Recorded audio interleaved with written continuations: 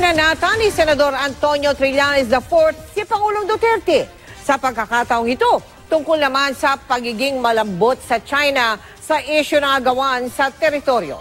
Ang sabi ni Trillanes, tila nakalimutan na raw ng Pangulo ang pangako niya noong kampanya. Nakatutok si John C. Santos.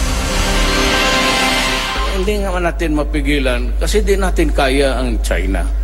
Hindi nga mapigilan ng Amerikano. Ang sinabing ito ni Pangulong Duterte, pagpapabaya raw sa kanyang sinumpaang tungkulin bilang Pangulo, ayon kay Senador Antonio Trillanes IV. Sinumpaan niya na ipaglaban ang teritoryo ng paglaban at proteksyonan ang teritoryo ng bansa at ang interest ng ating bansa. So, yan yung culpable violation of the Constitution, nanggaling na mismo sa kanyang bibig. Ang kawalan daw ng aksyon ng Pangulo sa Panatag Shoal at ang pagpayag niyang magpadala ang China ng survey ship sa Benham Rice, basihan daw ng supplemental impeachment complaint na maaaring ihain ng Magdalo Party List laban sa Pangulo. Pinangako ni President Duterte yan na para daw ipaglaban yung kanyang bansa ay kahit mag-jet ski siya papunta ron sa Spratly. Pero apparently nagkalimutan na.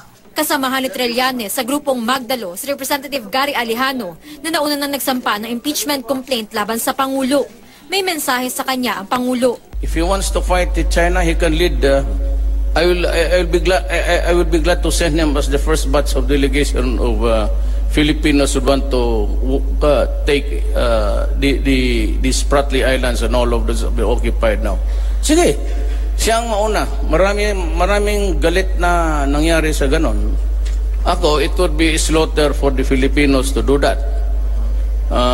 Yung kanyang tapang-tapangan, wag mo nang do not compare me with you. You're all cowards. Alam ninyo, nakita yung kagitingan ninyo noong nag-mutiny kayo, mga walang hiya kayo. Every time na meron tayong conflict with China, sinasabi natin na hindi natin kaya yung China, ayaw natin makipaggera. That is a defeatist attitude. Hindi naman gera ang only option sa relationship natin sa China. Pero pagdiin ng palasyo, hindi raw isinusuko ng Pilipinas ang ating karapatan sa lugar. He has said time and again that he will defend and protect the interests of the Filipino people and will take necessary action at a time most fitting and advantageous to us.